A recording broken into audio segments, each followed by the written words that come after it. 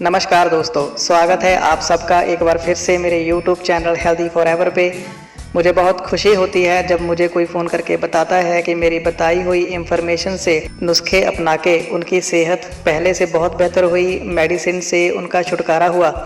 बहुत बहुत धन्यवाद आपका मेरी सारी वीडियोस को प्यार देने के लिए। और आज मैं आपके सामने जो इन्फॉर्मेशन लेके आया हूँ वो हमारी किडनी से रिलेटेड है, गुर्दों से जुड़ी हुई समस्याओं के बारे में है।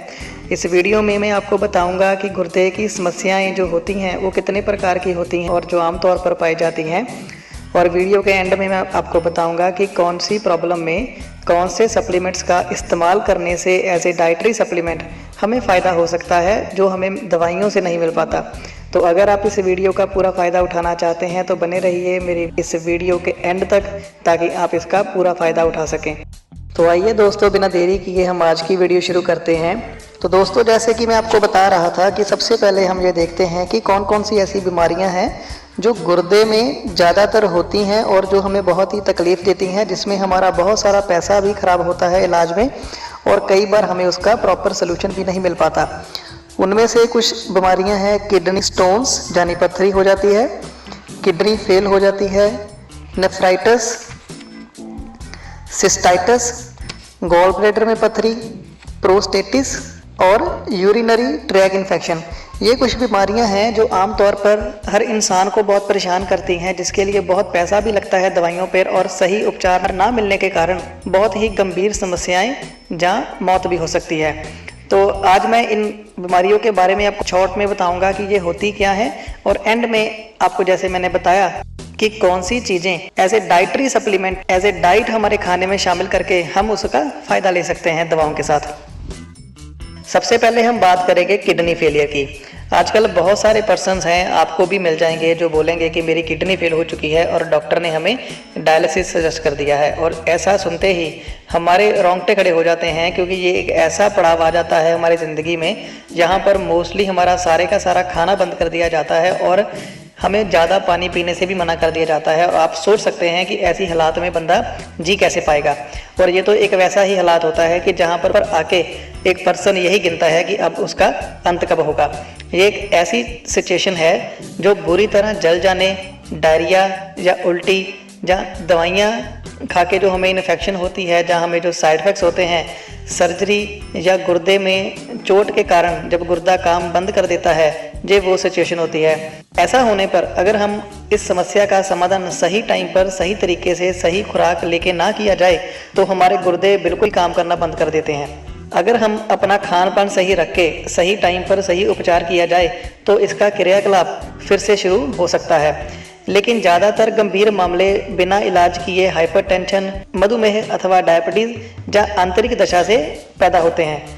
अंतिम चरण में जब बंदा एक अंतिम चरण में पहुंच जाता है तो डॉक्टर के द्वारा डायलिसिस ही एकमात्र उपाय उसको बताया जाता है, जिससे उसके मशीन के द्वारा उसके शरीर का खून साफ करके उसे इन्फेक्शन निकाल के दोबारा खून डाल दिया जाता है। गुर्दे की इस असमर्थता में 4 पड़ाव आते हैं, जिसमें से सबसे पहला है एट्रोफी यानी क्षीणता, जिसमें गुर्दे का जो विकास है अपूर्ण हो जाता है, इसका साइज कम हो जाता है और गुर्दे की जो कार्यकाल होता है उसमें कमी आती है।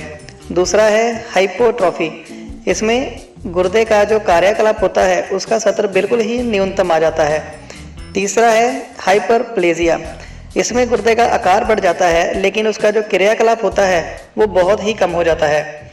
चौथा है हाइपरट्रॉफी, ढांचागत और गतिविधि संबंधी क्षति हो जाती है। जब तक मूत्र मार्ग सामान्य बना रहता है, चाहे वे कितना भी कम क्यों ना हो, गुर्दा फिर से ठीक होने की संभावना बनी रहती है। डायलिसिस चिकित्सा की अवधियों का अंतराल धीरे धीरे बढ़ाया जा सकता है और फिर एकदम बंद कर सकते हैं। अगर गुर्दे के विभिन्न हिस्सों ने काम करना बिल्कुल बंद कर दिया है तो ऐसी दशा स्थायी बन जाती है और उसे शायद ठीक नहीं किया जा सकता। लेकिन यदि गुर्दे के थोड़े से भी हिस्से को बहाल कर दिया जा सके तो गुर्दे का क्रियाकलाप काफ़ी हद तक दोबारा शुरू हो सकता है। और ये सिर्फ और सिर्फ अच्छी खुराक लेने से ही हो सकता है, जो आज की डेट में हमारे खाने से हमें नहीं मिलती है। इसीलिए ही हमें डाइटरी सप्लीमेंट्स या न्यूट्रिशन का सहारा लेना पड़ता है और ये चीज़ें हमें दवाइयों से कभी भी नहीं मिल सकती। दूसरी समस्या जो होती है वो है नेफ्राइटिस। नेफ्राइटिस में गुर्दों में उद्दीपन हो जाता है। ये दोनों में से किसी एक गुर्दे में सूजन हो जाती है, जहाँ दर्द होने लगते हैं। नेफ्राइटिस एक प्रकार का तो बच्चों में ज़्यादातर पाया जाता है, लेकिन दूसरे प्रकार का आमतौर पर वयस्क पुरुषों में भी पाया जाता है। ज़्यादातर गले और ऊपरी श्वसन मार्ग में संदूषण से इस तरह का नेफ्राइटिस होने की संभावना रहती है। श्वसन मार्ग में संदूषण होने के 2 या 3 हफ्ते बाद ये बीमारी पैदा होती है। इसके कुछ जो लक्षण होते हैं वो इस प्रकार हैं। इसमें पेट के निचले भाग में दर्द होने लगता है, बार बार बुखार चढ़ना, कम मात्रा में या गाढ़े काले रंग की पेशाब आना और चेहरे, अंडकोश या पैरों में सूजन जैसे लक्षण दिखाई देने शुरू हो जाते हैं। दूसरे प्रकार का जो नेफ्राइटिस होता है वो पहले के बाद होता है। इसके अतिरिक्त लक्षण जो हैं, भूख में कमी, मतली और सांस लेने में कठिनाई आने लगती है। इसमें उपचार के रूप में ढेर सारा पानी और अन्य पोषक तत्व वाला तरल पदार्थ पीना जरूरी बताया जाता है और इसमें खान पान जो आपका होना चाहिए पोषक तत्वों से भरपूर होना चाहिए। तीसरी समस्या है यूरिनरी ट्रैक इन्फेक्शन, मूत्र मार्ग में संदूषण। ये एक बहुत ही तकलीफदेह और गंभीर इन्फेक्शन की संभावना रखने वाली दशा होती है जो सामान्यतः महिलाओं को प्रभावित करती है। इसमें मूत्राशय का उद्दीपन और मूत्र मार्ग में इन्फेक्शन होती है। गर्भवती महिलाएं, डायबिटीज से पीड़ित या गर्भ निरोधक गोलियां खाने वाली महिलाएं सबसे ज़्यादा इसकी शिकार होती हैं। अन्य कारण हैं खराब सेहत और शरीर की तथा माहौल से सफाई का अभाव, पेशाब की बार बार हाजत, मूत्र मार्ग में जलन, गाढ़े रंग का और बदबूदार पेशाब और योनि से सफ़ेद या पीले रंग के तरल पदार्थ का स्राव जैसे लक्षण देखने में आते हैं और ये इंसान इस बीमारी का शिकार हो सकता है। ये तो थी दोस्तों 3 तरह की समस्याएं जो गुर्दे से उत्पन्न होती हैं और अब मैं आपको बताऊंगा कि अगर ये समस्याएं उत्पन्न होती हैं इनमें से कौन से जो प्रोडक्ट्स हैं एज ए डाइटरी सप्लीमेंट अपने खाने में शामिल करके हम बहुत ही फ़ायदा ले सकते हैं। जिसमें से पहली समस्या है किडनी फेलियर। किडनी फेलियर होने से आपका प्रॉपर जो उपचार है वो डॉक्टरी सहायता लेनी चाहिए और इसके साथ साथ आप डाइटरी सप्लीमेंट के रूप में इसमें एलोवेरा जेल शामिल कर सकते हैं, बिल्कुल एक्सपर्ट एडवाइस के साथ। बहुत कम लेनी होती है क्योंकि किडनी फेलियर वाले इंसान को पानी कम पीना ही बताया जाता है, तो बहुत ही कम मात्रा में इसे लेना होता है।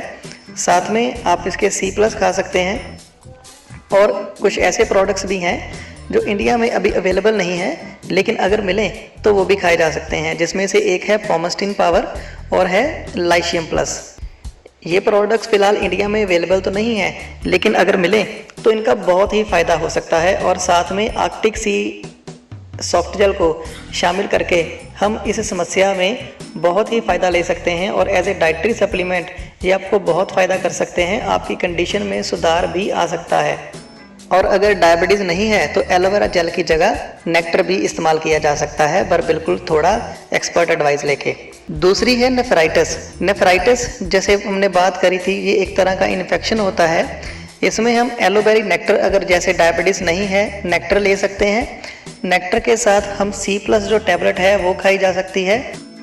बी प्रोपोलिस और पोमस्टिन पावर इसमें बहुत फ़ायदा कर सकते हैं और आप इसको अपनी खुराक में शामिल करके अगर आपकी दवाएं चल रही हैं तो दवाएं आप खाते रहिए जब तक आपको उसकी नीड महसूस हो रही है। इन प्रोडक्ट्स को अपने खाने में शामिल करके एज ए डाइटरी सप्लीमेंट खाइए ताकि आपकी बॉडी की जो पूरी न्यूट्रिशनल पावर है वो बनी रहे और आपको ये अंदरूनी तौर पर इतना मजबूत बना दें कि आपकी बॉडी की इम्यूनिटी स्ट्रॉन्ग होके वो अपने आप ही सारी बीमारियों से लड़ने के लिए काबिल बन जाए। यूरिनरी ट्रैक इन्फेक्शन, ये ज़्यादातर जैसे हमने बात करी थी कि महिलाओं में पाई जाती है। इस समस्या में अगर आपकी मेडिसिन चल रही है साथ में डाइटरी सप्लीमेंट का इस्तेमाल करने के लिए आप एलोवेरी नेक्टर अपनी खुराक में शामिल करें, साथ में आर्कटिक सी को शामिल करें, C+ को शामिल करें और गार्लिक थाइम को शामिल करके आप इसमें बहुत फ़ायदा ले सकते हैं और आपकी सेहत में सुधार आ सकता है। दोस्तों ये तो थे सिर्फ 3 समस्याओं के बारे में हमने बात करी है। जो स्टार्टिंग में मैंने आपको और समस्याओं के बारे में बताया था उसके बारे में हम नेक्स्ट वीडियो में करेंगे, जो पार्ट 2 आएगा इसी वीडियो का, तो उसको भी देखना मत भूलना। और इन प्रोडक्ट्स को अपनी डाइट में शामिल कीजिए और इसका आप फ़ायदा लीजिए और एक्सपर्ट एडवाइस लेके इनका इस्तेमाल शुरू कीजिए। जिस पर्सन ने भी आपको इस वीडियो को शेयर करा है या सेंड करा है उस पर्सन से इसकी पूरी जानकारी लें। जैसे ही वो आपको गाइड करते हैं आप इनका इस्तेमाल करें प्रोडक्ट्स का नाम जान के कभी भी इनको ई कॉमर्स पोर्टल से या किसी वेबसाइट से ना लें, क्योंकि वो मैं अपनी हर वीडियो में बताता हूँ। क्योंकि वहाँ से आप प्रोडक्ट तो ले लेंगे, लेकिन वहाँ से आपको इसका सही इस्तेमाल करने का तरीका नहीं पता चल पाएगा। तो हमेशा किसी एक्सपर्ट से ही लें जिनको इनकी प्रॉपर जानकारी हो, क्योंकि ये आपकी सेहत का मामला है। और साथ में आप डाइट प्लान जरूर लें। आप नीचे डिस्क्रिप्शन में दिए हुए नंबर पर कॉन्टैक्ट करके डाइट प्लान के बारे में जानकारी ले सकते हैं। सिर्फ अपनी डाइट में सुधार करके आप अपनी सेहत में बहुत ही ज़्यादा सुधार ला सकते हैं। तो आप कांटेक्ट करके अपने लिए अपने अकॉर्डिंगली एक डाइट प्लान कस्टमाइज़ करवा सकते हैं, ताकि आपकी सेहत पहले से बेहतर हो सके। मुझे उम्मीद है दोस्तों कि आपको ये मेरी वीडियो बहुत अच्छी लगी होगी। आपको इस वीडियो में क्या अच्छा लगा, आप नीचे कमेंट करके ज़रूर बताइए। अगर आपका कोई क्वेश्चन है आप हमें संपर्क भी कर सकते हैं। आप इस वीडियो को लाइक करें और उन लोगों तक इसको शेयर ज़रूर करें जिन लोगों को वाकई में ही इस वीडियो की ज़रूरत हो सकती है, जहां उनके लिए इस वीडियो में दी गई जानकारी बहुत फ़ायदेमंद हो सकती है, ताकि वो इस वीडियो में बताई गई इंफॉर्मेशन को इस्तेमाल करके अपनी ज़िंदगी को खुशहाल बना सकें, हेल्दी बना सकें। जल्दी मिलते हैं अगली वीडियो में और इसका पार्ट 2 देखना मत भूलिएगा। तब तक के लिए शुक्रिया।